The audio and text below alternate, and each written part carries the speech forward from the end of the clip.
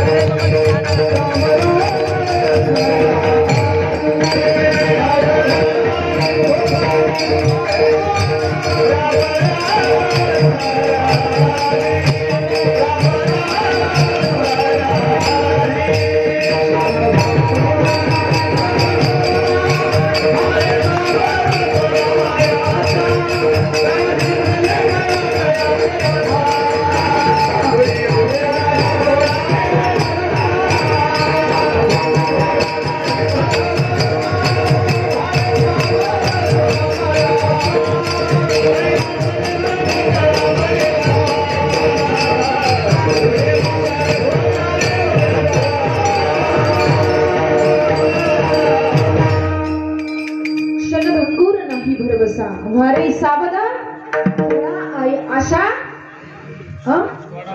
सोया तोडा माया आशा. सावध व्हा आणि पुढे काय करा. सावध होऊन काय करा. राम स्मरा आधी. तुम्ही म्हणता राम स्मरण्याने रामाचं नाम घेतल्यानं काय होतं. रामाचं नाम घेतल्याच्या नंतर पत्थर भी तर जाते हैं. राम नाम आधार जिने ओ जल में भी राह बनाते हैं. राम नाम के जपने से ही क्या होता है.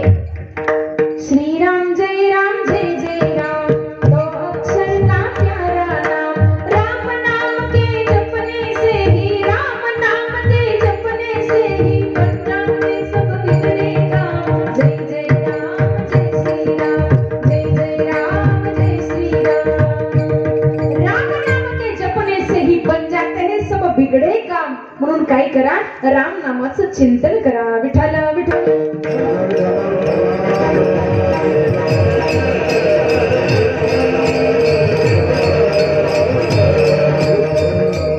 राम नामाचं चिंतन करा. राम नामाचं चिंतन केलं होतं शबरी मातेनं. राम नामाचं चिंतन कोणी केलं होतं महाराज. वाल्या कोळी. परिणाम काय झाला. वाल्याचा वाल्मिकी झाला आणि केले रामायण रामाआधी. पण काय केलं त्या अगोदर राम नामाचं चिंतन केलं महाराज. कान सारावा चिंतने एकांत वासे गंगा स्नाने. त्या भगवंताचं चिंतन केलं पाहिजे. त्या चिंतनामध्ये एवढी ताकद आहे महाराज की बन जाते हे सब बिगडे काम. त्याचं चिंतन केलं पाहिजे आणि परमार्थ हा अतिशय जलद गतीनं केला पाहिजे बाबांनो. कारण भगवंताचं नाम असेल, परमार्थ असेल, ईश्वर सेवा असेल, देश सेवा असेल, साधू संतांची सेवा असेल, इथे विलंब लावता कामा नये. कारण क्षणाचा भरोसा नाही आहे माणसाचा. आणि जाण्या अगोदर माणसानं काय केलं पाहिजे, मनात चांगलं कार्य करून गेलं पाहिजे. एक दिवस प्रत्येकाला जायचं आहे, पण जाण्या अगोदर असं काम करावं महाराज. चालताना माणसाने असं चलावं की लोकांनी रामराम घातला पाहिजे, बसताना असं बसावं की कुणी जवळ येऊन बसलं पाहिजे, आणि मरताना असं मरावं. अरे दुश्मन जरी असला, जसं माझे शंभूराजे गेलेत महाराज, पण औरंग्याची लाही लाही केली होती महाराज. असं जीवन माणसानं जगलं पाहिजे. शंभूराजे छत्रपती शिवाजी महाराज हा आदर्श आज आम्ही डोळ्यासमोर ठेवला पाहिजे. राष्ट्रमाता जिजाऊ माऊलींचा आदर्श आम्ही डोळ्यासमोर ठेवला पाहिजे. काही लोक म्हणतात का हो महाराज, चांगलं जीवन जगायचं म्हणजे मग गाडी पाहिजे, बंगला पाहिजे, राहिला खाण्यासाठी चांगलं पंचपक्वान्न पाहिजे, मान सन्मानासाठी चांगली 1000 रुपयाची शॉल पाहिजे, 2000चा हार पाहिजे.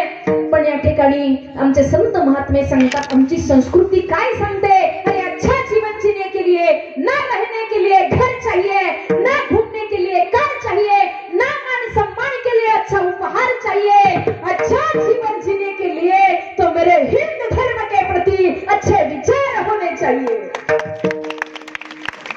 धर्मासाठी चांगले विचार आमचे असले पाहिजे महाराज, धर्मासाठी. कारण बघा तुम्ही, आज आपल्या धर्माला ग्लानी आलेली आहे. आज प्रजासत्ताक दिन आहे. अरे किती वीरांनी या ठिकाणी प्राणाची आहुती दिली.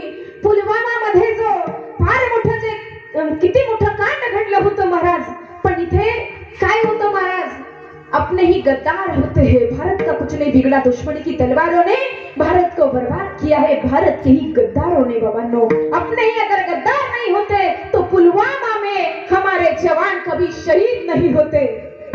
कारण आज त्या देशाच्या जवानामुळे, त्या सैनिकामुळे आम्ही आज या मातृभूमीमध्ये सुरक्षित आहोत. तुम्ही बघा, आज आपण या ठिकाणी प्रत्येक सणवार मोठ्या उत्साहाने साजरा करत असतो. आज आमच्या देशाचे सैनिक सीमेवर त्या ठिकाणी उभे राहतात. कसला सण, कसला रक्षाबंधन, कसली दिवाळी महाराज त्यांना. म्हणून त्या ठिकाणी त्या सैनिकचा आपल्याला स्वाभिमान असला पाहिजे बाबांनो. आणि या महाभारतीच्या सन्मानासाठी किती त्याग लावतो महाराज आमच्या शूरवीरांनी. जीवन स्वतःचा प्राण अर्पण केला होता महाभारतीच्या रक्षणासाठी. आम्ही काय करतोय आमच्या धर्माच्या रक्षणासाठी, धर्माचे पालन करणे, पाखंडाचे खंडन. आणि यासाठी मात्र आमच्या शूरवीरांनी प्राणाची आहुती, बलिदान दिलं महाराज. पण हिंदू धर्म हा वाचवला. विठ्ठल विठ्ठल.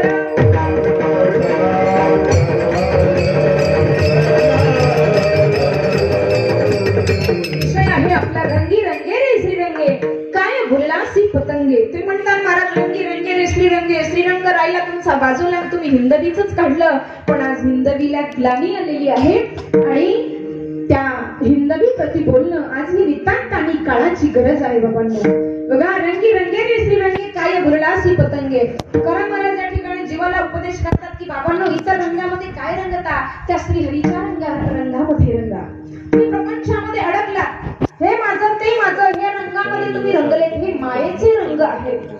पण ही माया कुणाच्या जवळ आहे महाराज? तुका म्हणे माया होय दासी, लागे पाया, ज्ञान देव म्हणता माया गेली समोर विलया.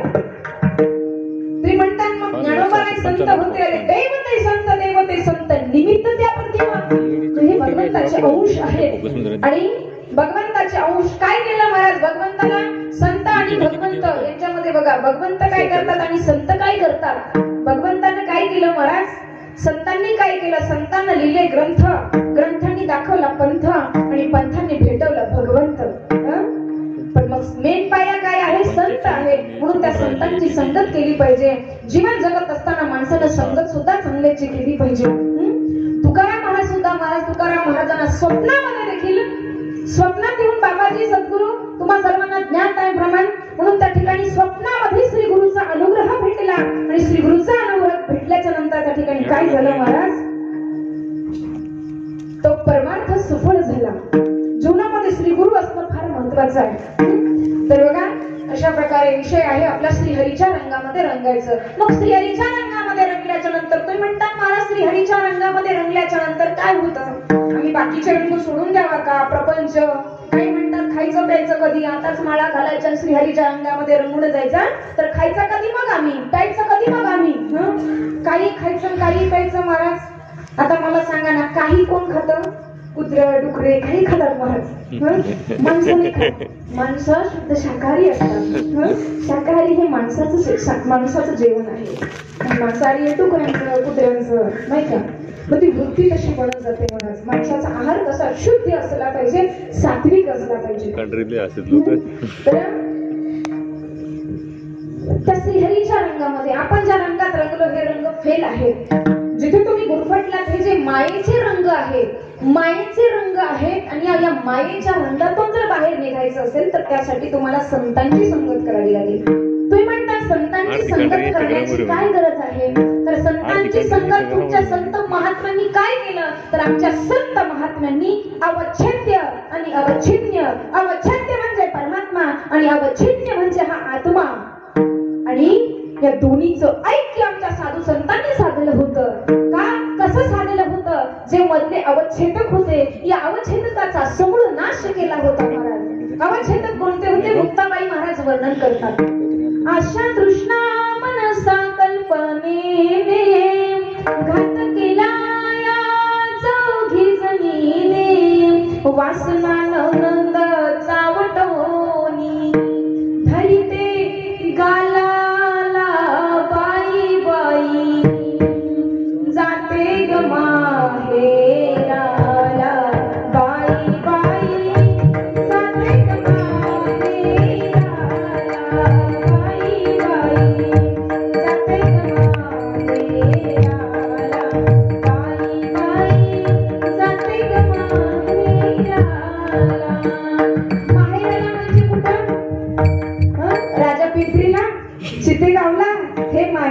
कोणतं माहेर? माझ्या मूळच्या घराला, मूळ स्वरूपाला. मूळ स्वरूप बघा, मूळ स्वरूपाला जाते. मुक्ताबाई महाराजांनी पाहिलं होतं. अशा कृष्ण मनसा कल्पनेने घात केला या चौघी जणीने. पुढे महाराज 3 सासरे सांगितले. माझे मुळाचे 3 सासरे, 2 वाईट 1 आहेत खरे. 2 वाईट आणि 1 आहेत खरे. पण खऱ्याला आम्ही मानत नाही, बोलत नाही. परी मी बोलत नाही त्याला, परी मानित नाही मी त्याला. मग 3 सासरे कोणते? 1 सक्का सासरा, 1 चुलत सासरा आणि 1 मावस सासरा. महिला मंडळ खरं सांगा, बरोबर आहे की नाही? बरोबर ना? तरी म्हणा हो नाही. तर 3 सासरे कोणते? हे सासरे नव्हे. सासरे कोणते? रजोगुण, तमोगुण आणि सत्वगुण. 2 सासरे वाईट. रजोगुण आणि तमोगुण हे वाईट आहेत आणि सत्वगुण मात्र हा चांगला आहे. परिमाणित नाही मी त्याला, तो आम्हाला आवडत नाही महाराज. सत्य. कारण जगत मिथ्या ब्रह्म सत्य आहे, पण ब्रह्माची प्राप्ती कोण करून घेणार महाराज? आम्हाला ते नको वाटतं. अशा प्रकारे त्या ठिकाणी हे जगत मिथ्या आहे, ब्रह्म सत्य आहे. आणि त्या सत्याची प्रचिती येण्यासाठी काय करावं लागेल? साधू संतांची संगत करावी लागेल. आणि साधू संतांनी जो मार्ग दाखवून दिला, मार्ग दावून गेले आधी दयानिधी संत ते. तुम्ही म्हणता महाराज साधू संतांची काय गरज आहे? साधू संतांची काय गरज आहे? आम्हाला देवाच्या मंदिरात जाता येत नाही का? राऊळामध्ये किंवा पंढरपूर असेल तर मध्ये साधू संतांची गरज का आहे? तर बाबांनो, जगत हे कोर्ट आहे. जगत हे कोर्ट आहे आणि याचा न्यायाधीश म्हणजे भगवान परमात्मा आहे. जर कोर्टामध्ये आपल्याला न्यायाधीशापर्यंत आपली फाईल पोच करायची असेल तर त्या ठिकाणी काय करावं लागतं? आपल्याला वकील लावावा लागतो. त्या वकिलाची काय करावी लागते? आपल्याला सल्ला घ्यावी लागते. आता बघा, आता त्या वकिलाची सल्ला घ्यायला गेल्याच्या नंतर त्याच्याकडे तुम्हाला केस जर द्यायची असेल तर तुम्हाला द्यावे लागते 50,000 रुपये. पण संतरूपी वकील असे आहेत ना महाराज, त्या ठिकाणी काहीच नाही महाराज, काहीच घेत नाही. निस्वार्थी सेवा. तर त्या ठिकाणी काही घेणार नाही तुम्हाला, फुकटचा सल्ला भेटणार. पण फुकटचा सल्ला पटतो कुणाला महाराज? तर त्या ठिकाणी फुकटचा सल्ला दिला. संत महात्म्यांनी सांगितलं महाराज की बाबांनो, या ठिकाणी फलकट हा संसार येथे सारे भगवंत. मग बघा, संत महात्म्यांनी मार्ग दाखवला. मार्ग दावून गेले आधी दयानिधी संत ते. येण्याची पंथे चालू जाता, पडेना गुंता कोठे काही. मग कुठेच गुंता पडणार नाही. तुम्ही म्हणता गुंताची काय आहे प्रश्न? की बाबांनो बघा, एक उदाहरण मी तुम्हाला सांगेल म्हणजे लक्षात येईल. एक भला मोठं असं ग्राउंड आहे, जवळपास 100 एकर ते ग्राउंड आहे. तिथून एक पांथस्त चाललेलं आहे आणि त्याच त्या काटेरी कुंपण आहे, काटेरी तार कुंपण आहे. आणि त्या 100 एकरच्या त्या ग्राउंड मध्ये मध्यभागी थंडगार पाण्याचा असा झरा आहे. पाणी दिसत आहे. तिथं पाणी भरपूर आहे, पिण्यासाठी कुणी नाही आहे. आणि गेटच्या बाहेरून एक पांढरस्त एक प्रवासी चाललेला आहे. तहान लागलेली आहे, पण पिण्यासाठी पाणी नाही आहे. त्यानं ते पाणी पाहिलं दुरून आणि आतमध्ये जाण्यासाठी एकच रस्ता आहे. त्यांनी ते पाणी पाहिलं आणि ते पाणी पाहिल्याच्या नंतर त्याला आत जायचं होतं महाराज, पण पाणी पिण्यासाठी आत जावं कसं? वॉचमॅनला विचारलं, आज जाऊ का रे बाबा, मला तहान लागली आहे. त्यांना सांगितलं, दिसत नाही का खतरे की घंटा, बहुत बडे बडे विस्फोटक होते हे, म्हणे आतमध्ये जाता येणार नाही, अंदर जाणं म्हणे साफ साफ लिहिलं, वाचता येत नाही का तुला? ते म्हणे लिहिता येतं म्हणे खतरे की घंटा. पण महाराज एकदा की लगन लागली की कितीही खतरेच्या घंटा वाजू द्या, माणूस थांबत नाही महाराज.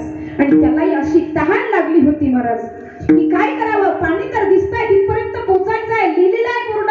पण त्या माणसानं जो वॉचमॅन होता त्यानं सांगितलं, बाबा मी आज जाऊ देतो, पण तू जिवंत बाहेर येशील का नाही याची काही गॅरंटी नाही. तुला आधी इथं कागदोपत्री लिहून द्यावं लागेल की माझ्या जीवनाचा पुढचा जिम्मेदार मी आहे, जगेल किंवा मरेल, जिवंत बाहेर येतो की नाही म्हणून.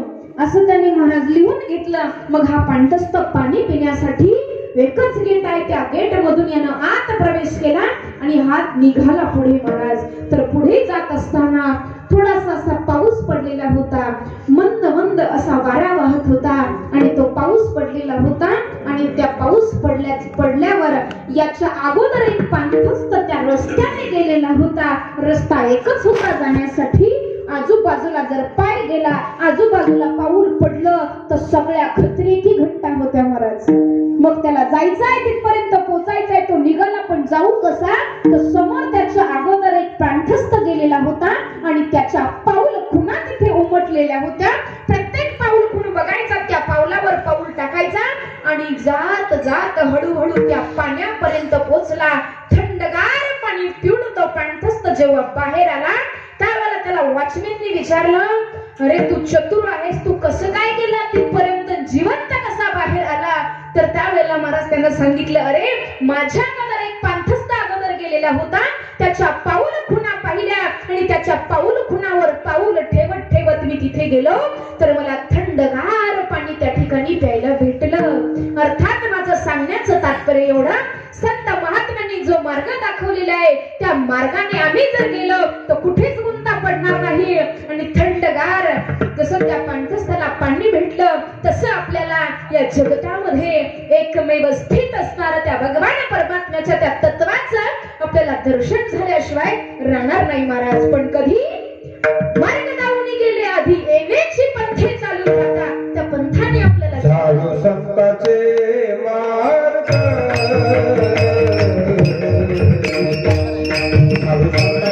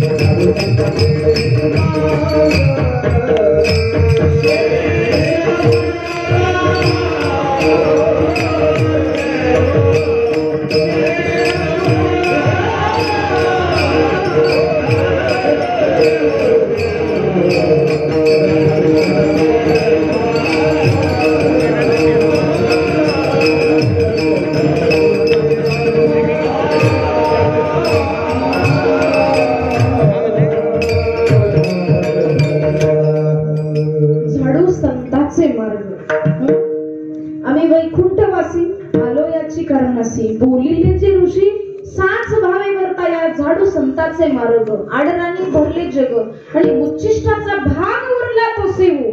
उच्चिष्टाचा भाग म्हणजे काय? संत जेवले मग त्या पात्रावाचं आम्ही ग्रहण करायचं, हा भाग नाही सांगितला. मग कोणता भाग? बघा तुम्ही, मुखातनं अभंग निघाले, ओठातनं अभंग निघाले आणि ते बोटाने लिहिल्या गेले. ओठ आणि बोट या मधून जे बाजूला गळाले महाराज तेच आम्ही तुमच्यापर्यंत पोहोचवण्याचा प्रयत्न केला आणि ते आम्ही सेवतो आहे.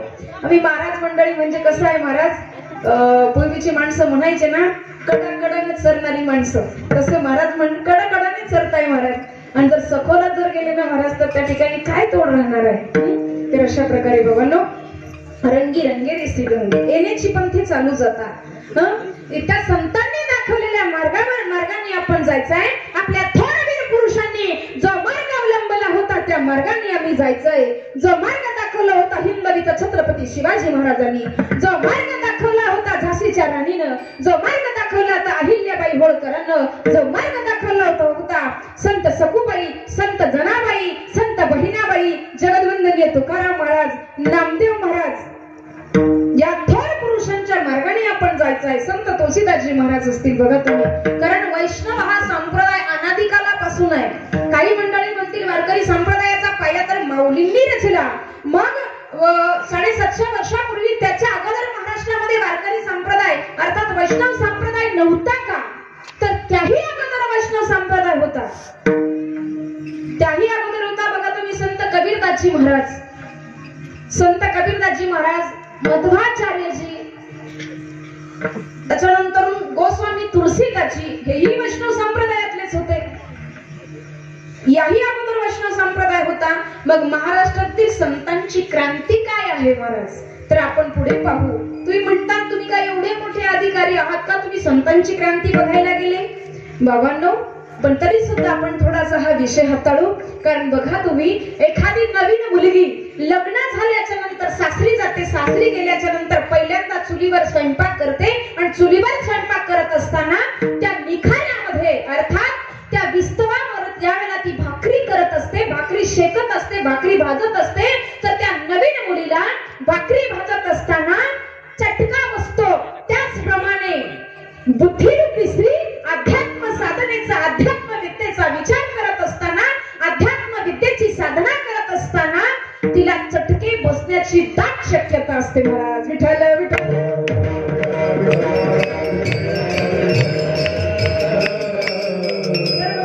आपला विषय आला होता महाराष्ट्रातील संतांची क्रांती काय. तर बघा तुम्ही, जरा ज्ञानोबा अगोदर वैष्णव होते, त्याच्यानंतर दुसरी गोष्ट बघा तुम्ही, नाथ महाराजांनी भागवत धर्माचा प्रचार केला किंवा समाजामध्ये आणलं म्हणावं, तर त्या अगोदर भागवत हा ग्रंथ नव्हता का? त्याच्यानंतर आपण माऊलींचा विचार करतो बघा तुम्ही, त्या अगोदरही हे सर्व काही होतं, पण हे फक्त सीमित होतं महाराज. हे बाकी लोकांपुरतं नव्हतं. जे उच्चवर्णीय असतील किंवा ब्राह्मण वगैरे यांच्यासाठी होतं, क्षत्रियांसाठी, बाकीच्यांसाठी काय होतं, बहुजन समाजासाठी काही नव्हतं महाराज. हे होतं पण हे सीमित होतं. सीमित होतं अर्थात त्याला बंधनं होती. आणि मग हे जे तत्व होतं अर्थात हे तत्वज्ञान होतं, हे तत्वज्ञान होतं. पण हे तत्वज्ञान परतत्व, हे परतत्वाला त्या ठिकाणी त्याचा स्पर्श होत नव्हता, अर्थात ते दिल्या जात नव्हतं आपल्या लोकांना. आणि म्हणून त्या ठिकाणी 21व्या शतकामध्ये माझ्या माऊलींनी हीच क्रांती केली महाराज. लोपले ज्ञान जगी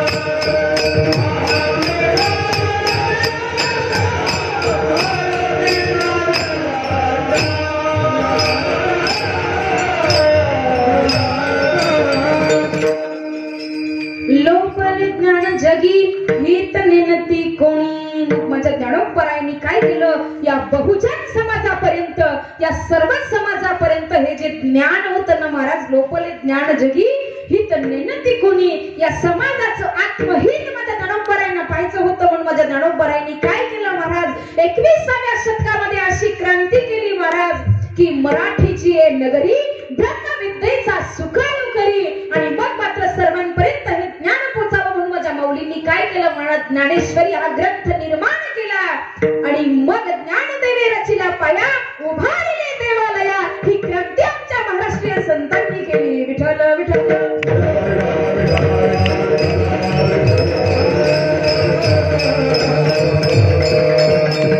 ही क्रांती करत असताना काय झालं महाराज, माझ्या ज्ञानोबरायांना एवढा त्रास झाला महाराज. पावली संघर्ष त्यांना करावा लागला. पण ज्याच्या जीवनामध्ये संघर्ष आहे ना, त्यानं समजायचं आपला रस्ता कुठेतरी योग्य आहे. ज्या वेळेला तुम्ही वाईट काम करतात त्यावेळेला तुम्हाला कुणीच अडथळे घालणार नाही महाराज. पण चांगलं कार्य, धर्म कार्य तुम्ही हाती घेतलं की तुमच्या छोट्या छोट्या चुका पकडल्या जातील महाराज. 24 तासाचा चांगला वेळ बघितला जाणार नाही, पण 5 मिनिटातला वेळ तुमच्याकडे बघितला जाणार की अरे कुठेतरी नॉमिनेट करण्याचा प्रयत्न निश्चित केला जाणार. कुठेतरी सापडतो का चुकीमध्ये. तर माझ्या ज्ञानोबरायांच्या जीवनामध्ये हेच झालं होतं महाराज. ज्ञानाकडे पाहिलं नाही, किती ज्ञान होतं.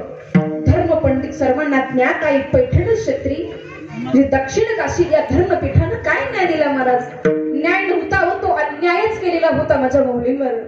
पण जिद्द अशी होती महाराज, माणसाच्या अंगी जिद्द असावी. आणि विशेष म्हणजे अवतारच त्यासाठी झाला होता महाराज. अवतार तुम धराया कारण, उद्धराया आले जन जड जीवा. या जन जड जीवाचा उद्धार करण्यासाठीच माऊली आलेली होते. त्या संघर्षाला संघर्ष करत करत माझ्या माऊलींनी काय केलं महाराज, लोकांनी कोणी बंदा कोणी निंदा, आम्हा स्वहिताचा धंदा, या जगताकडे लक्ष दिले नाही. संन्यासाची पोरं म्हणून संबोधल्या गेलं. पण माझ्या माऊली याच तत्वावर आरूढ झाले होते की अरे कोणी बंदा कोणी निंदा, आम्हा स्वहिताचा धंदा. महाराज या जगताकडे लक्ष दिलं नाही. कारण समाजामध्ये चालत असताना महाराज काय होतं, पाव फूलों पे रखने से पहले तुझको कांटों पे चलना पडेगा. मग काटे कोणते महाराज, बोरी बाबळीचे काटे नव्हे. समाजामध्ये काट्याच्या प्रवृत्तीच्या काही जाती आहेत महाराज, काही माणसं आहेत. चांगलं कार्य करत असताना ते वेळोवेळी पोचत असतात, ते वेळोवेळी मागं खेचण्याचा प्रयत्न करत असतात. पण मागं कधी जायचं नसतं. म्हणतात ना, हाती चले बाजार तर कुत्ते भुके हजार. आणि माऊलींच्या जीवनामध्ये हेच झालं होतं महाराज. कारण साक्षात महाविष्णूचा अवतार होता महाराज. निर्जीव चालले भिंत, महिमा अगाध. काय माझ्या माऊलींचा महिमा. मग या सगळ्यांकडे बाकीच्यांकडे लक्ष दिलं नाही. ज्ञानोबरायांनी आपलं कार्य अविरत अखंडपणे चालू ठेवलं. आणि या बाकी जगताकडे लक्ष न दिलं. फक्त एकच तत्व माऊली जाणून होते, जगत मिथ्या आणि ब्रह्म सत्य आहे. त्या सत्यावर आरूढ झाले, त्या सत्यावर विश्वास ठेवला. परिणाम काय झालं, माझे माऊली महाराष्ट्राची नव्हे, भारताची नव्हे, हिंदुस्थानची नव्हे, तर जगताची माऊली झाले. जगताची नव्हे तर विश्वाची माऊली झाले. हे विश्वाची माझे घर. विठ्ठल विठ्ठल.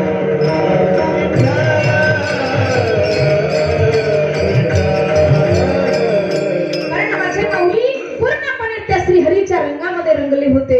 तुम्ही रंगता, तुम्ही पैसा कमवण्यामध्ये रंगता. बघा तुम्ही पैसा म्हणजे लक्ष्मी, पण तुकोबाराय म्हणतात लक्ष्मीच्या काय रंगात रंगतात. तुकोबाराय म्हणतात तुम्ही लक्ष्मीच्या रंगात रंगले, पण मी त्या रंगात रंगलो. लक्ष्मी ज्यांच्या चरणाशी लोटांगण घालते, मी त्या श्रीहरीच्या रंगामध्ये, लक्ष्मी ज्याच्या रंगात रंगली ना, आम्ही त्याच्या रंगामध्ये रंगलो.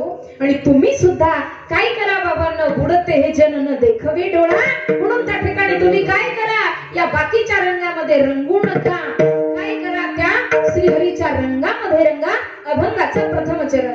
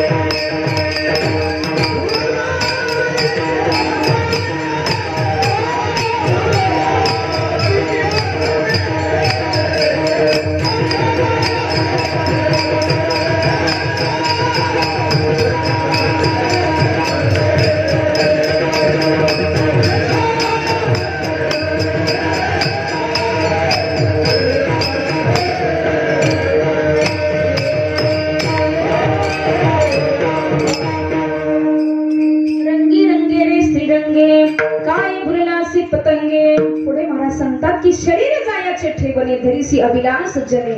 ज्या देहाला तुम्ही माझं माझं म्हणता त्याचा ठाव ठिकाणा आहे का?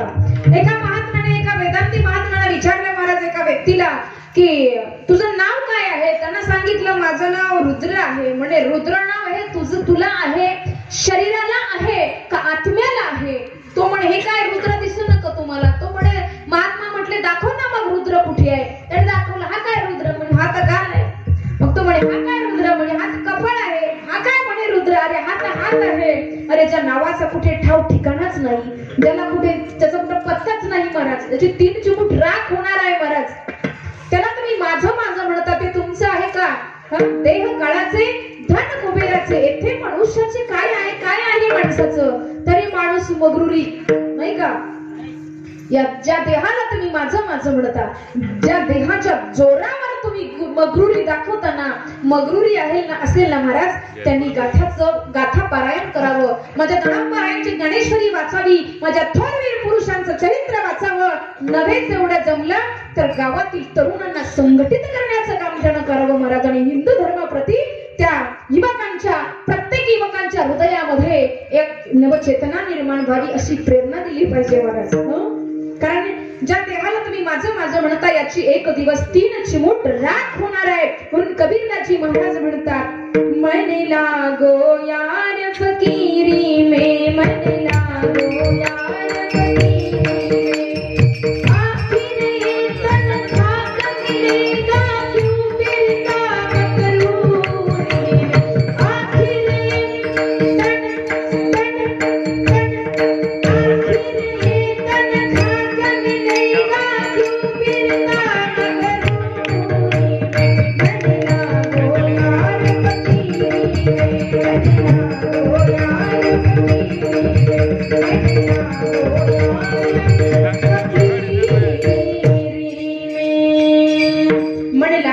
मकरूरी में, आखिर ये तन क्यों फिरता है मगरूरी में. आणि मगरूरी किती आहे महाराज?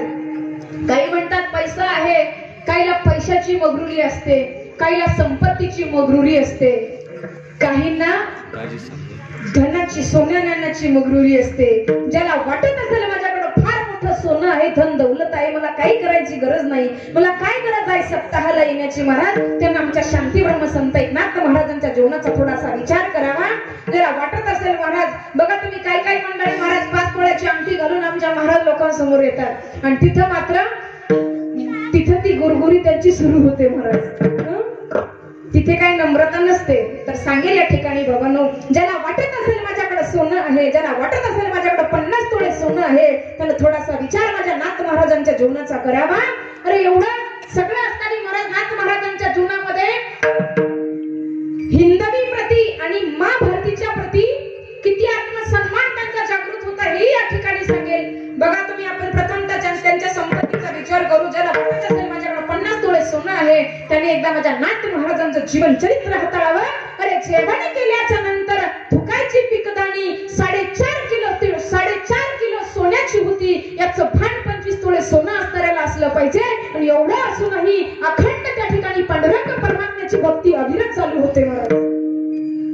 काही म्हणत असतील आमच्याकडे 50 एकर बागायती आहे, तर या ठिकाणी सांगेल बाबांनो 50 एकर बागायती आहे, मग काय गरज आहे आम्हाला देश सेवेची? काय गरज आहे आम्हाला हिंदू धर्माच्या सेवेची? काय गरज आहे आम्हाला धर्म कार्यामध्ये सहभागी होण्याची? तर त्यांनी एकदा माझ्या संत सावता बाबांचं चरित्र बघावं. कुठलाही ठिबक सिंचन प्रकल्प नसताना, कुठलाही विद्युत प्रकल्प नसताना प्युअर 100% बागायती शेती माझ्या सावता महाराजांची होती. आणि एवढं सर्व असतानाही काय भजन माझ्या सावता महाराजांचं होतं महाराज. त्यांना मुळाबाजी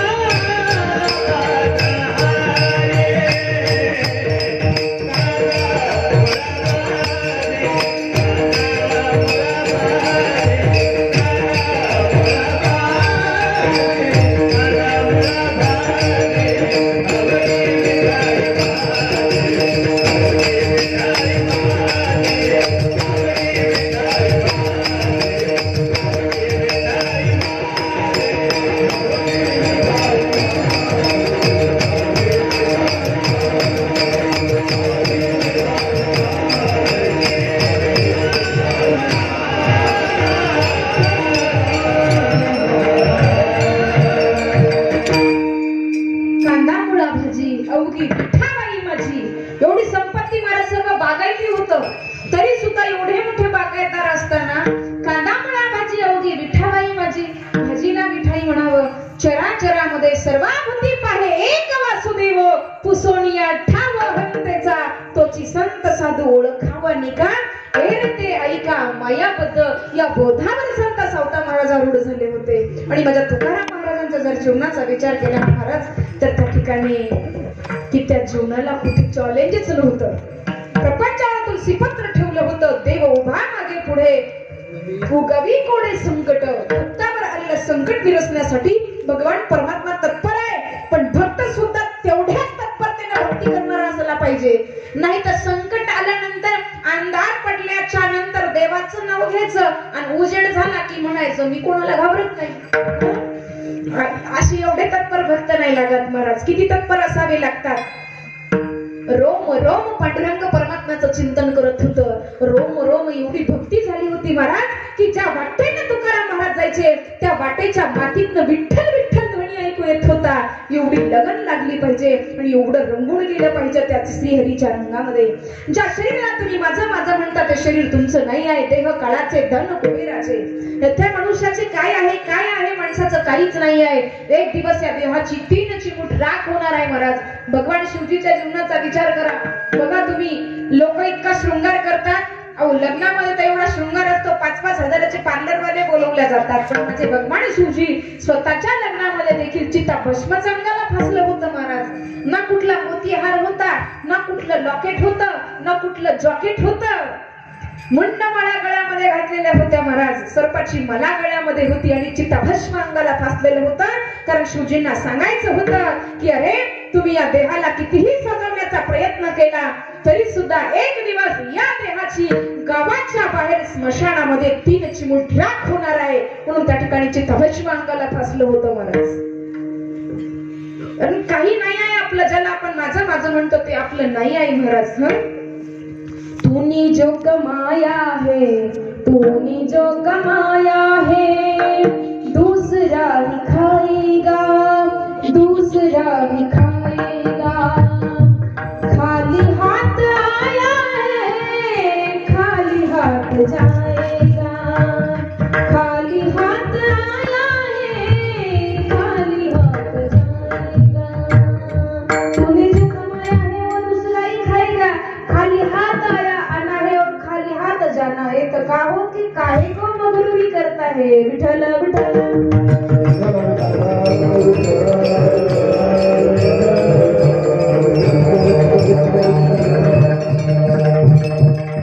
पुढे महाराजांनी सांगितलं की नोहे तुझा हा परिवार, द्रव्य तारा क्षणभंगुर. ज्याला तुम्ही माझा माझा म्हणता हे तुमचे नाही आहे. शकी तोडतील कटी सूत्राची, निर्दय होतील आपची. असं कधी झालं का? एखाद्या माणसानं शून्यातनं कोटीची प्रॉपर्टी उभी केली आणि कोटीची प्रॉपर्टी उभं केल्याच्या नंतर 3 मुलं आहेत. त्यातलं एखादा असं म्हणतं का गेल्याच्या नंतर अरे आपल्या बापानी शून्यातनं सगळं विश्व निर्माण केलं, मग आपण 3 जण भाऊ आहोत तर 1 जण जाऊ ना आपण बापा बरोबर सोबत. तिथं कोणी नाही आहे. शेवटी एकट्याला यायचंय आणि एकट्याला जायचंय. फक्त आपलं कर्म आपल्या सोबत येणार आहे. म्हणून त्या ठिकाणी जीवन जगताना चांगलं कर्म केलं पाहिजे बाबांनो. ज्या आई वडिलांच्या पोटी जन्माला आलात ना त्या आई वडिलांच्या डोळ्यामध्ये दुःखाचे नव्हे तर आनंदाचे अश्रू आले पाहिजे माई बापो. आणि त्यासाठी काय करावं लागेल माझ्या माता मौल्यांनो? त्यासाठी मुलीच्या हातामध्ये, मुलाच्या हातामध्ये, बाल्य अवस्थेमध्ये थोरांची ओळख ही ग्रंथ द्या. थोर पुरुषांचे चरित्र द्या. राजा शिवाजी महाराजांचं चरित्र द्या. राष्ट्रमाता जिजाऊ माऊलीचं चरित्र त्या युवतींच्या हातामध्ये द्या. राजगुरु सुखदेव भगतसिंगाचं चरित्र त्या युवकाच्या हातामध्ये द्या. पण आपल्या माऊल्या एवढ्या हुशार महाराज, लहानपणी आता तर इतकं भयानक परिस्थिती निघाली महाराज, ती पोरं कार्टूनच बघतात. लहान मुलं कार्टून बघतात आणि मोठ्यापणी मग ते कार्टूनच होतात महाराज. मग ते कशाचे मावळे? आमच्या जिजाऊ माऊलीचा विचार करा. 5 वर्षाचे शिवबाराजे असताना ज्या वेळेला महाराज पूर्वीच्या काळी तमाशे चालायचे, नाच गाणे चालायचे, 5 वर्षाचे शिवबाराजे आणि काही मंडळींनी मुद्दाम नेलं होतं शिवाजी महाराजांना महाराज नाच गाणं बघण्यासाठी. नाच गाणं बघण्यासाठी नेल्याच्या नंतर त्या ठिकाणी शिवाजी महाराज रिटर्न आले. जिजाऊ माऊलीला कळालं की आज पोरगं नाच गाणं तमाशात नाचणाऱ्या बाया बघायला गेलं होतं. त्यावेळेला महाराज आल्याच्या नंतर जिजाऊ माऊलीने त्याच्या तोंडावरनं हात नाही फिरवला महाराज. विचारलं शुभा तमाशाला गेला होता आणि नाच गाणं बघायला? हळूच दिशी हो अहो साहेब गेलं होतो. हे शब्द ऐकल्याच्या नंतर आऊ सांगतो मी काय केलं महाराज, चुकीला माफी नव्हती महाराज. स्वतःशी कानाखाली सांगितलं शुभा अरे लाज वाटायला पाहिजे. या महाराष्ट्राला बाई नाचवणारा नाही तर बाई वाचवणारा नाचा पाहिजे. आणि आज तू तमाशा बघायला शिकवण जिजाऊ माऊलीची होती. त्या जिजाऊच्या राष्ट्रामध्ये जन्माला आलेल्या माऊली आज डीजे समोर नाचाव्या अरे हिंदवी लागल्याने आली होती. आई बहिणीची अब्रू सुरक्षित राहिली नव्हती. दिवसा ढवळ्या आमच्या आई बहिणींना उचलल्या जायचं, जनानखान्यात कोपल्या जायचं. त्यावेळेला रात्र रात्र न झोपणारी आमची जिजाऊ माऊली, त्याच जिजाऊच्या लेकीनं त्या ठिकाणी महाराज डीजेच्या समोर नाचावं. ही आमची संस्कृती आहे का? तुम्हाला नाचायचंच आहे ना, नाचू कीर्तनाचे रंगी ज्ञानदीप लावू जगी. हरिगुण गावत नाचूंगी मैं, हरिगुण गावत नाचूंगी, अपने मंदिर में बैठ कर गीता भागवत वाचूंगी. नाचायचं ना तुम्हाला, नाचा ना तुम्ही सप्ताहामध्ये, नाचा ना तुम्ही हरिपाठामध्ये. काय होतं महाराज, इथं नाचा म्हणलं, इथं टाळी वाजा म्हटलं की वाजली तर टाळी लाज वाटे. म्हणून त्या ठिकाणी बाबांनो, त्या राष्ट्रमाता जिजाऊ माऊली असतील, झाशीची राणी असेल, हे चरित्र आज आपल्या मुलींच्या हातामध्ये दिलं पाहिजे. आज बऱ्याचदा असं होतं महाराज, पाश्चिमात्य देशाच्या संस्कृतीने वेळखा घातलेला आहे. माझ्या माता माऊल्यांनो, चेहरा सुंदर दिसण्यासाठी तुम्ही पार्लर मध्ये जाता, तुम्ही चेहरा सुंदर दिसण्यासाठी पार्लर मध्ये जाता, पण तुम्हाला तुमचं जीवन जर सुंदर बनवायचं असेल तर तुम्ही माझ्या जिजाऊ माऊलीचं एकदा चरित्र वाचा. कारण ते चरित्र दिव्य आहे. आज आमची मुलगी बाहेर निघाली म्हणजे आमच्या माता माऊल्या काय करतात महाराज, व्हॉट्सअपचे मोबाईल त्या मुलीच्या हातामध्ये. आमची मुलगी बाहेर निघाली, कुठे एखादा फॅशन शो असेल, कुठे काही कार्यक्रम असेल, 5-5 हजाराच्या मेकअप किट तुम्ही त्या मुलीच्या पर्समध्ये टाकून देता. मुली बिघडतील नाही तर काय होईल? माझ्या माता माऊल्यांनो, त्या मुलीच्या पर्समध्ये मेकअपच्या किट देण्यापेक्षा प्रत्येक आईनं त्या मुलीच्या पर्समध्ये एक शस्त्र तिच्या जवळ दिलं पाहिजे, जेणेकरून कुठल्याही नराधमाची त्या आई बहिणीकडे वाईट नजरेनं बघण्याची हिंमत होणार नाही. तदनंतर त्या मुलीच्या हातामध्ये देव यांनी सैराट या असल्या सिरियल देण्यापेक्षा झाशीच्या राणीचं चरित्र द्या. चित्तोडगडावर ज्या राणी पद्मिनीनं वास्तव्य केलं होतं त्या राणी पद्मिनीचं चरित्र द्या. ज्या आईला वाटत असेल माझी मुलगी पडून जाऊ नये, माझ्या मुलीनं माझ्या कुळाला कलंक लावू नये असं जर वाटत असेल तर त्या ठिकाणी माझ्या माता माऊल्यांनो, त्या मुलीच्या हातामध्ये एक वेळ आयुष्यामध्ये एक वेळ अवश्य चित्तोडगडावर वास्तव्य करणाऱ्या राणी पद्मिनीचं चरित्र द्या. कारण थोडा स्ट्रगल आवाज जरा वाढवा. तर त्या मुलीच्या हातामध्ये चित्तोडगडावर वास्तव्य करणाऱ्या राणी पद्मिनीचं चरित्र द्या. त्या राणी पद्मिनीच्या चरित्रातले 2 वाक्य या ठिकाणी सांगून जाईल माता माऊल्यांनो, या गोष्टीची नितांत गरज आहे. चित्तोडगडावर वास्तव्य करणारी राणी पद्मिनीला पत्र पाठवलं होतं अल्लाउद्दीन खिलजीनं. हे राणी पद्मिनी, जर माझी झालीस तर धन दौलत ऐश्वर्य दख्खन तुला बहाल करील, तुला महाराणी बनवील. पण त्याच्या प्रलोभनाला भुलणारी ही राणी पद्मिनी नव्हती, हिंदुस्थानची खानदानी स्त्री होती. उलट पत्र पाठवलं होतं आणि पत्रामध्ये त्या दुष्टाच्या प्रेमाला होकार दिला नव्हता विधर्म्याच्या, तर त्या पत्रामध्ये स्पष्ट उल्लेख केला होता आणि पत्रामध्ये काही उत्तर पाठवलं होतं माझ्या राणी पद्मिनीनं. चित्त देऊन ऐका माझ्या माता माऊल्यांना, राणी पद्मिनीनं त्या ठिकाणी पत्र लिहिलं होतं, हे अल्लाउद्दीन खिलजी, तेरे जैसा विदेशी कुत्ता हम हिंदुस्तानी नारी को छूना तो दूर लेकिन देख भी नहीं सकता, क्योंकि इस हिंदुस्तानी नारी को पाने के लिए कभी चाह भी चाहिए हिंदुस्तानी शेर का. तेरे जैसा विदेशी कुत्ता हम हिंदुस्तानी नारी को देख भी नहीं सकता. रानी पद्मिनी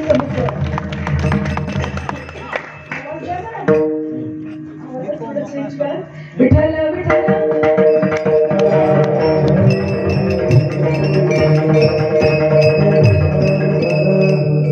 अशा प्रकारे त्या ठिकाणी त्या राणी पद्मिनीचं चरित्र द्या. जनकनंदिनी जानकी सीता माता महाभारत हे ग्रंथ त्या मुलींच्या हातामध्ये दिले पाहिजे. याची नितांत गरज आहे बाबांनो. आणि माझ्या युवक बांधवांसाठी सुद्धा सांगेल, राजे धर्मवीर शंभूराजे असतील, त्यानंतर बघा तुम्ही राजगुरु सुखदेव भगतसिंग असतील. उठो जवान देश की वसुंधरा पुकारती, देश है पुकारता पुकारती माँ भारती, देश है पुकारता पुकारती माँ भारती. उठो जवान देश की वसुंधरा है पुकारती, देश है पुकारता पुकारती है माँ भारती. माँ भारतीची पुकार आहे की आता माझ्या सन्मानासाठी आणि त्या माँ भारतीच्या रक्षणासाठी आपल्याला रणांगणामध्ये उतरावं ग्लानी आलेली आहे. मला सांगा ना तुम्ही, आज या ठिकाणी आवर्जून एक मुद्दा या ठिकाणी मी सांगेन. आज कालीपुत्र कालीचरण महाराज प्रखर हिंदुत्ववादी आहे, ज्यांचं संघटन एवढं प्रखर आहे. कालीचरण महाराज काही 2 वाक्य बोलून गेले महाराज, तर त्या ठिकाणी त्यांना अरेस्ट केलं. मला एवढं या ठिकाणी बोलायचं आहे की गांधीजींच्या विरोधामध्ये या अगोदर दुसरी लोक बोलले नाहीत का? मग कालीचरण महाराजच निशाणा का साधला गेला? तर आमच्या हळूहळू धर्म कसा नष्ट करायचा या साधू संतांवर जी आस्था आहे लोकांची, साधू संतांना नॉमिनेट केलं की हिंदू धर्मावरची आस्था, धर्मावरचं प्रेम आपोआप कमी होईल. आंतरराष्ट्रीय या ठिकाणी षडयंत्र रचले जातात. सांगेल या ठिकाणी पुन्हा बाबांनो, आंतरराष्ट्रीय षडयंत्र मला सांगा. इंग्लिश मीडियमला इंग्लिश स्कूलमध्ये ज्या वेळेला हिंदूचा पोरगा जातो तर त्याच्या कपाळाला गंध चालत नाही. त्याच्या कपाळाला गंध रुततो का? गंध हळूहळू धर्मावरची आस्था कमी करायची, प्रेम कमी करायचा आणि धर्म कटसा संपवायचा. लेकिन हिंदू धर्म तो अब मिटने वाला नहीं है, ये धर्म मिटने वाला नहीं है. बघा तुम्ही, आज तो हैदराबादचा सुवर्ती डुकराची औलाद काय म्हणते की योगी मठ में चले जाएगा और क्या मोदी पहाड़ में चले जाएगा तो तुमको बचाने कौन आएगा? उसको कहना है बाप तुम्हारा आएगा. अरे विधर्मी गिधर, तू क्या हिंदुस्तान को मिटाएगा?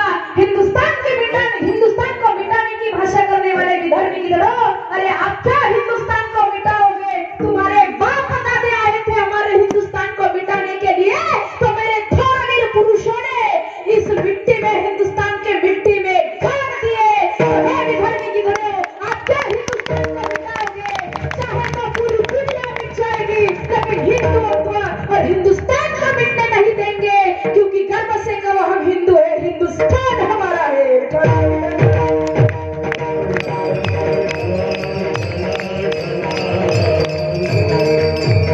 महाभारतीच्या त्या ठिकाणी महाराज, महाभारती अशी आहे महाराज, तुम्ही महाभारतीची सीना फडता.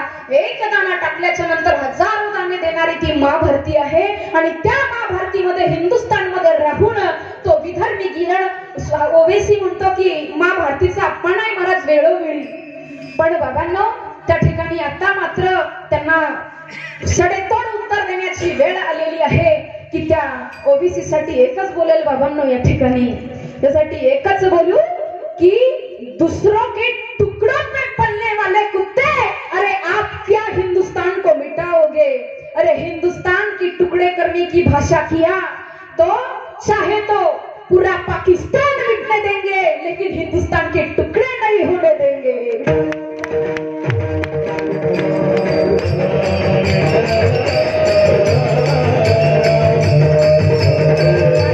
हिंदुस्तानची माती म्हणजे काय आहे? ज्या वेळेला भगतसिंगला फाशीवर द्यायचं होतं महाराज, भगतसिंगला फाशीवर द्यायचं होतं, भगतसिंगला विचारलं होतं अंतिम इच्छा काय आहे? त्यावेळेला असं नव्हतं म्हटलं की मला आईला भेटायचं, बापाला भेटायचं, नातेवाईकांना भेटायचं, चांगला मला जॅकेट पाहिजे, चांगले मला कपडे पाहिजे, चांगला मला फेटा पाहिजे, असं काही मागितलं नव्हतं. तर काय सांगितलं होतं? भगतसिंगाने एकच सांगितलं होतं त्या जेलरला की तुला अगर मुझे देना है तो मुझे आजादी दे दो. आणि काय मागितलं होतं? माझी शेवटची एकच इच्छा आहे, इस वतन की मिट्टी ला दो और इसका तिलक मुझे लगा दे दो, क्योंकि चंदन है इस देश की माटी, तपोभूमि हर ग्राम है, हर काला देवी की प्रतिमा, बच्चा बच्चा राम है, बच्चा बच्चा राम है. चंदन है इस देश की माटी, तपोभूमि हर ग्राम है, हर काला देवी की प्रतिमा, बच्चा बच्चा राम है, बच्चा बच्चा राम है. चंदन है इस देश की माटी, हर ग्राम तपोभूमि है, हर बाला देवी की प्रतिमा, बच्चा बच्चा राम है. जर या देशातील प्रत्येक मुलगी जर देवीची प्रतिमा असेल, तर त्या देवीची प्रतिमा असेल, तर त्या ठिकाणी त्या प्रतिमेच्या, त्या देवी स्वरूप असणाऱ्या बालिकेच्या हातामध्ये आम्ही शाहरुख खान असेल, अजून कुठल्या प्रीती झिंटा, अजून ज्या काही हिरोईन असतील महाराज, पाश्चिमात्य देशाचं जे काही चित्रीकरण आहे ते आम्ही आमच्या या देवी स्वरूप असणाऱ्या बालिकेच्या हातामध्ये का द्यावं महाराज? त्या मुलीच्या हातामध्ये हिंदवीचे धडे दिले पाहिजे. महाभारती विषयी सन्मान कसा जागृत होईल असे ग्रंथ, असे थोरवीर पुरुषांचे चरित्र आम्ही त्या बालिकेच्या हातामध्ये दिले पाहिजे. आणि हर बच्चा राम है तो राम जी के हाथ में, बाकी क्या दे रहे तुम? पश्चिमात्य देशाची संस्कृती संस्कृती का द्यावी आम्ही?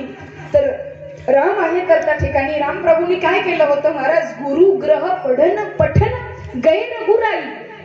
तर ते गुरुकुलामध्ये गेले होते.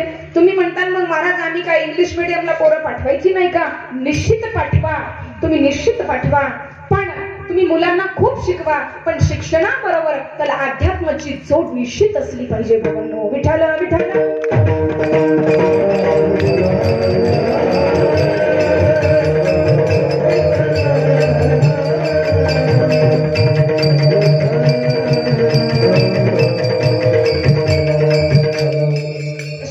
त्या ठिकाणी तुम्ही म्हणता महाराज तुम्हाला कीर्तन येत होतं का नव्हतं? हिंदुत्व पेटलं तर पेटलंच तुमचं.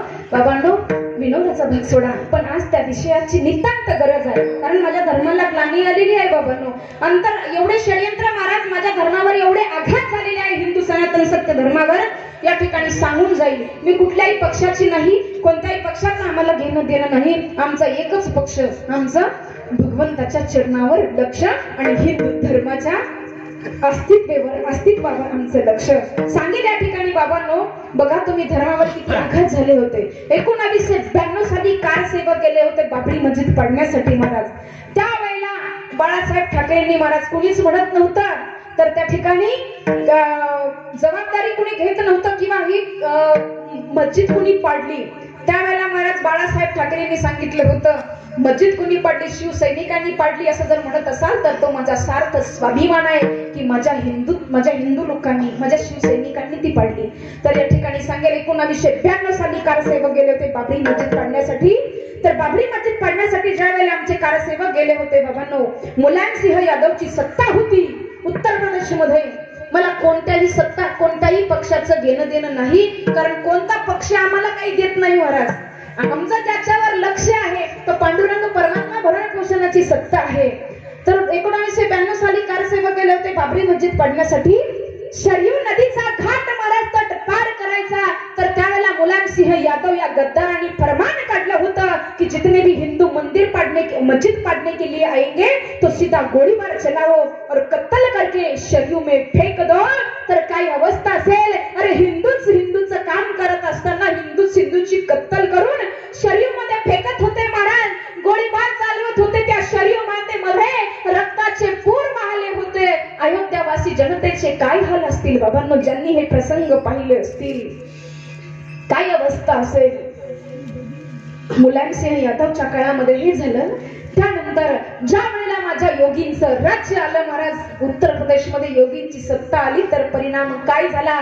ज्या शरयूच्या घाटावर हिंदूंनी हिंदूची कत्तल केली होती, त्याच शरयूच्या घाटावर आज शंखनाद आणि आरती होते. विठ्ठल विठ्ठल.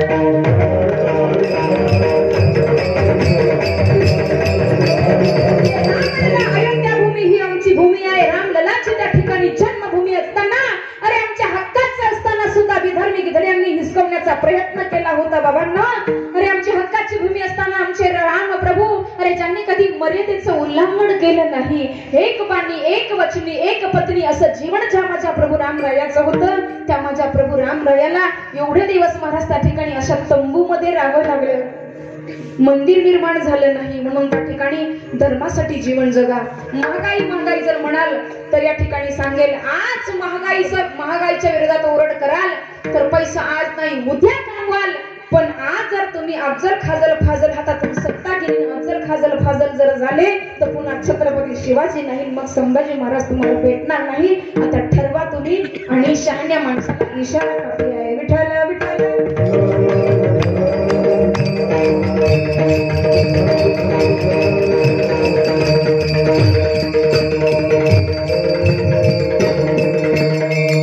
म्हणून त्या ठिकाणी धर्मासाठी जीवन माणसाने जगलं पाहिजे.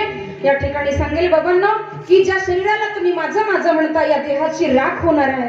मग देह देवाची करणी, मुखी अमृताची वाणी. हा देह एक दिवस जाणार आहे, म्हणून तुकाराम महाराज सांगतात की ज्याला तुम्ही माझं म्हणता, हा एक दिवस जाणार आहे. अभंगाचा द्वितीय चरण.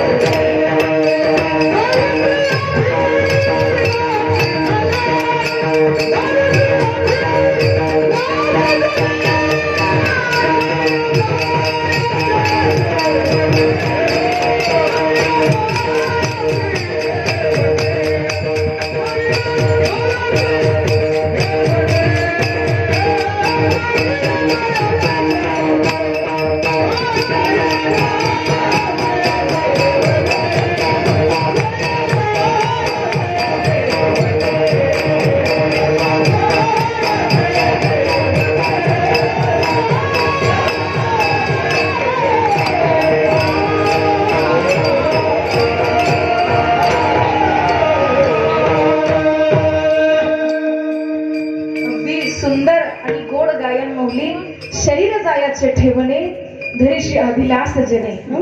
पुढे महाराज सांगतात की बाबांनो, शरीर जायाचे ठेवणे धरीशी अभिलाष जने, नव्हे तुझा हा परिवार द्रव्य दारा क्षणभंगूर. ज्या धनाला तुम्ही माझं माझं म्हणतात ते धन तुमचं नाही आहे. एक प्रश्न मी तुम्हाला विचारते, तुम्ही बोला. तुम्ही ज्या घरामध्ये राहता ते घर तुमचं आहे का? का आमचं आहे? खरं सांगा, तुमचं आहे का आमचं आहे? आमच्या घरात राहतो म्हणजे घर आमचं, तुम्ही तुमच्या घरात राहता म्हणजे घर तुमचं, बरोबर ना? ज्या घरामध्ये आपण राहतो ते घर आपलं नाही आहे. ज्याला तुम्ही माझं माझं म्हणतात ते तुमचं नाही आहे. लोक म्हणतात घर आमचं आहे. अरे बाबा, घर सिमेंट विटा वाळू दगडाचं आहे का आपलं आहे? सिमेंट विटा वाळू दगडाचं आहे आणि तुम्ही काय म्हणता घर आमचं आहे. मग तुम्ही येडे कशा आहे? घर आपलं नाही आहे. देह कळाचे आणि धन कुबेराचे, आपलं काहीच नाही आहे बाबांनो.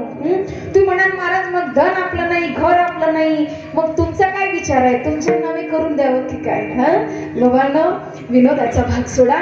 इथं काहीच नाही आहे आपलं. खाली हात आना है और खाली हात जाना है. तू लाख हिफाजत कर ले, तू लाख करे रखवाली, उड़ जाएगा एक दिन पंछी, रहेगा पिंजरा खाली. असं म्हणता म्हणता काय झालं महाराज? शेवटी माझं माझं म्हणता म्हणता दिवस हातातले निघून गेले आणि मग काय होतो? माणसाच्या पदरामध्ये पडतो पश्चाताप. संसारी असावे असोनी नसावे, पक्षी अंगणी उतरते एका गुंतवणीया राहते. तर त्या ठिकाणी ऐसे असावे संसारी. कसे? पक्षी येतात महाराज, जवरी प्राचीनाची दोरी. अशा प्रकारे त्या ठिकाणी बाबांनो पक्षी अंगणामध्ये उतरतात पण ती तिथेच गुंतून राहतात. काय दाणे टेकतात चालले जातात. म्हणून त्या ठिकाणी माणसाने सुद्धा असंच असावं, संसारात राहावं पण संसारात गुरफटून जाऊ नये महाराज. बरं, संसारात राहावं पण कसं राहावं? जसं की चिखलामध्ये कमळ राहतं असं प्रपंचामध्ये माणसानं राहावं महाराज. त्या प्रपंचाचे जे विकार आहेत महाराज, जे का अशा तृष्णा मनसा कल्पना ह्या येऊ नाही दिल्या पाहिजे माणसानं. काम क्रोध लोभ या सर्वांचा त्याग केला पाहिजे. आणि हे त्यागायचं असेल तर काय करावं लागेल? तुम्हाला भगवंताचं चिंतन करावं लागेल आणि ते चिंतन करण्यासाठी तुम्हाला साधू संतांच्या अनुग्रहित व्हावं लागेल. म्हणून जीवनामध्ये श्री गुरु असणं फार महत्वाचं आहे. श्री गुरु सारिका असता पाठीराखा, इतरांचा लेखा कोण न करी. तुकोबराय शेवटी सांगतात की बाबांनो, बघा तुकाराम महाराज म्हणतात की अंतकाळीचा सोयरा तुका मने विठू धरा. कारण शेवटी तुकाराम महाराज म्हणतात अंतकाळीचा सोयरा तुका मने विठू धरा. कितीही धन कमावलं, धन मिळवून कोटी सवे नयरे लंगोटी. सोडावी ना तेव्हा माय बाप राजा देशीचा चौधरी, अनेक सोयरी भली भली. कारण बघा तुम्ही तुकाराम महाराज ज्या वेळेला देहू गावामध्ये भजन करत होते, देहू गावातल्या लोकांची अवस्था अशी झाली होती महाराज की विषय विषयाचा पळी पाडू, गोड परमार्थ लागे कडू कडू, विषय कडू जीवाशी झाला, अशी अवस्था झाली होती. म्हणजे तुकाराम महाराज ज्या वेळेला त्या गावामध्ये भजन करत होते, गावातली काही अशी प्रबळखोर मंडळी होती. म्हटले आम्हाला हे भजन सहन होत नाही आमच्या मनाला, कारण गोड परमार्थ कडू लागत होता महाराज त्यांना. आणि काही मंडळी गावातल्या पाटलाकडे गेली, म्हणे पाटील येतात त्यांना गावात ठेवा, नाही तर आम्हाला गावामध्ये ठेवा, नाही तर आम्हाला गाव सोडून जायला सांगा. त्यावेळेला पाटलाचं नाव इला त्याला पाटलानं सांगितलं, तुकाराम महाराज तुम्हाला जर भजन करायचं असेल तर गावात राहता येणार नाही. म्हणजे तुकोबराय म्हटले हरकत नाही. म्हणजे तुकोबरायांनी गाव सोडलं पण भजन सोडलं नाही. आम्ही भजन सोडू पण गाव आणि नातलं सोयरी धैर्य आम्ही सोडणार नाही. हा फरक साधू संतांचा नापलाय बाबांनो. तुकाराम महाराजांनी गाव सोडलं. काय अवस्था झाली होती महाराज. आणि ज्याच्या जीवावर मी गावामध्ये राहत होतो तो गावचा पाटील कोपला. आता काय करावं. आता काय खावे कोणीकडे जावे गावात राहावे कुण्यामुळे. अरे त्याच्या बळाने मी गावात राहत असतो तो पाटील कोपला. आता काय करावं. म्हणजे तुकोबरायांनी गाव सोडलं. भंडारा डोंगर गाठला. सर्व सोयऱ्या धैर्यांनी मोकललं होतं. मग माझ्या तुकोबरायांनी काय केलं. वृक्षवल्ली अम्मा सोयरे मनचरी पक्षी सुस्वरे आळविती. तिथे जाऊन भजन केलं आणि त्या पशु पक्ष्यांना वृक्षांना आपलंसं केलं. अहो मानवावर परिणाम होईल यात काय नवल आहे. वृक्षांवर आणि पशु पक्ष्यांवर त्या ठिकाणी भंडारा डोंगरावर परिणाम झाला होता महाराज. इतकं भजन असावं लागतं. आणि मग मात्र मागे पुढे उभा राहाय सांभाळीत आली आघात निवाराया. जी तुकोबरायांची अवस्था झाली होती त्या अवस्थेला आपल्याला जावं लागेल. व्यवस्था चालत नाही परमार्थामध्ये. बघा प्रपंचामध्ये असावी व्यवस्था पण परमार्थात मात्र माझ्या तुकोबराया ज्ञानोबराया संत सखुबाई संत जनाबाई यांच्यासारखी निश्चित असावी अवस्था. विठ्ठल विठ्ठल.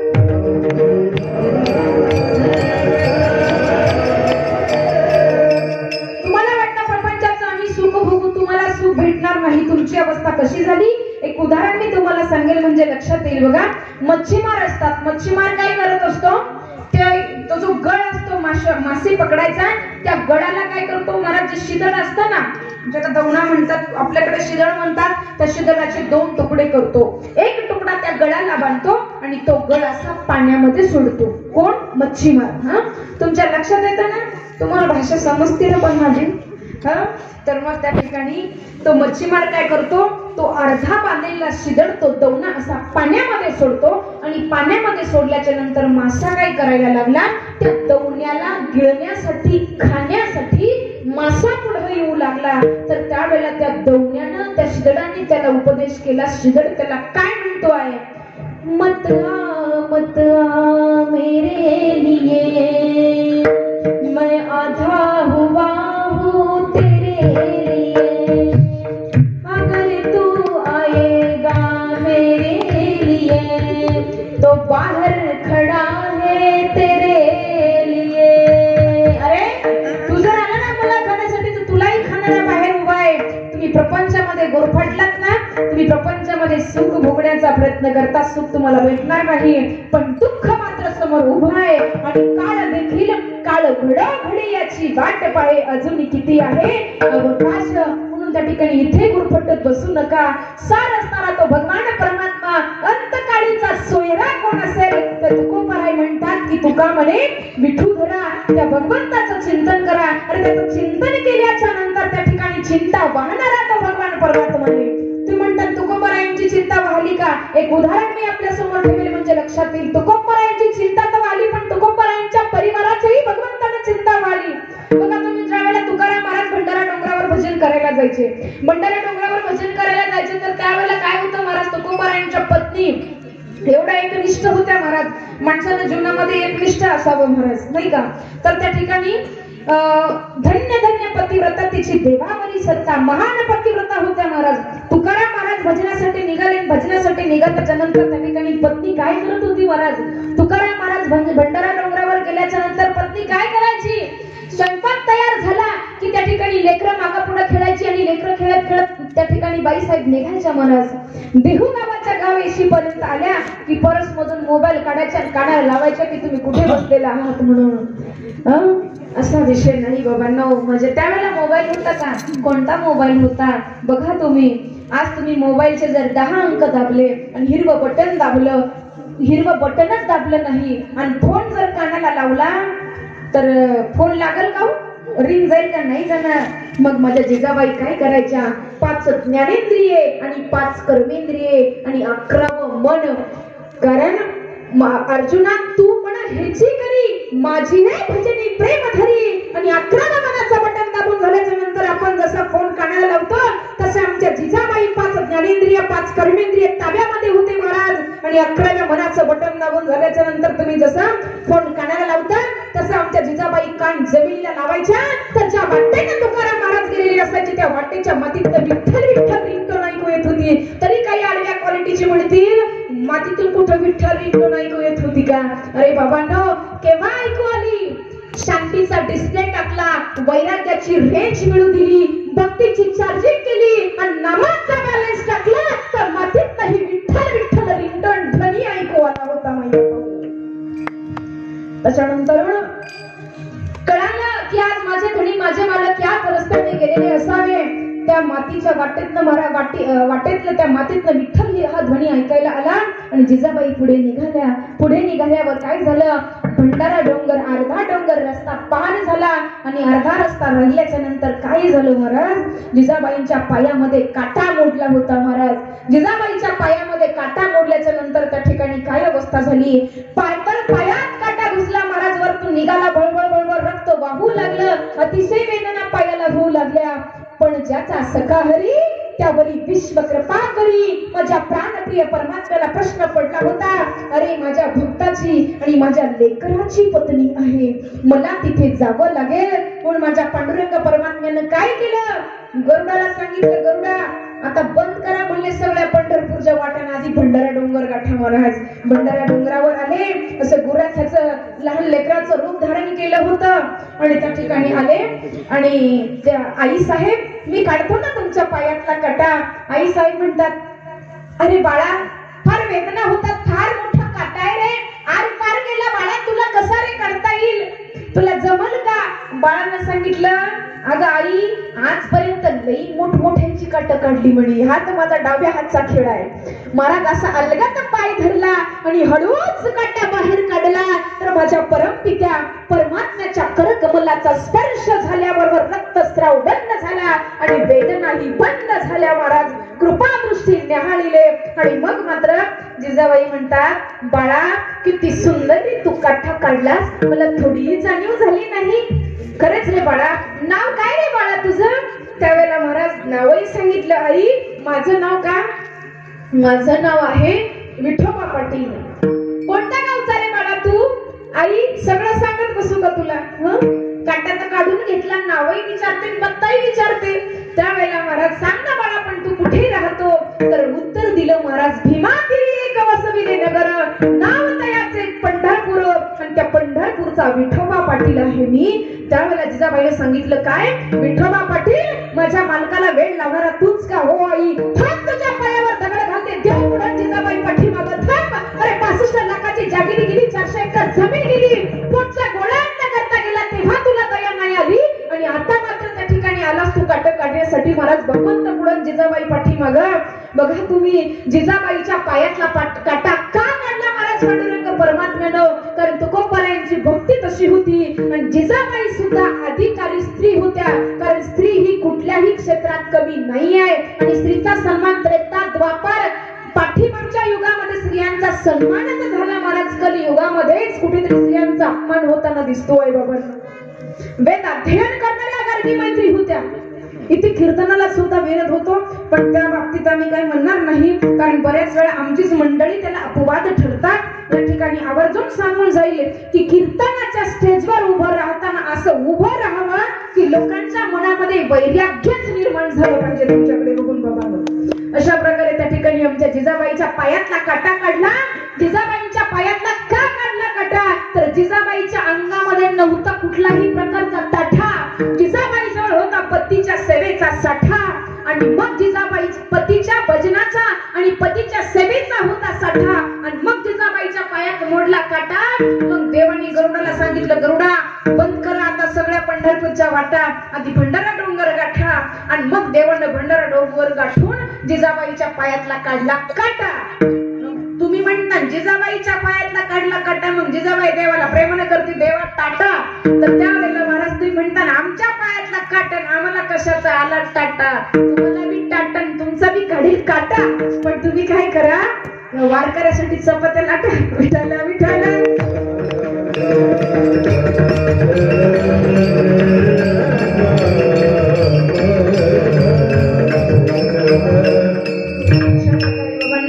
तर बघा, म्हणून तुकोबारायांना या सर्व गोष्टीची प्रचिती आली होती आणि म्हणून तुकोबारायांनी जीवाला उपदेश केला की बाबांनो, अंतकाळीचा सोयरा तुका म्हणे विठुरा, पण तुमचा जास्त वेळ घेणार नाही. जास्त वेळ जर तुमचा घेतला, तुम्ही म्हणाल महाराज तुम्हाला कुठं संधी भेटती का नाही हो, का आमचंच गाव भेटलं होतं तुम्हाला एवढा वेळ बोलायला, कमी बोलावं तर परत म्हणता महाराज काय टिपणं बसून आले होते का काय.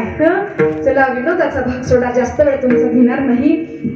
रंगे रंगेले श्री गंगे, काय बुरलासी पतंगे, शरीर जायाचे ठेवणे धरीसी अभिलाष जने, नवे तुझा हा परिवार द्रव्य दाराक्षण भंगूर, शरीर जायाचे ठेवणे धरीसी अभिलाष जने, अंतकाळीचा सोयरा तुका म्हणे विठुधरा, शरीर जायाचे ठेवणे धरीसी अभिलाष जने. मैवा या अभंगावर जसं बोलता येईल तसं बोलण्याचा प्रयत्न केला.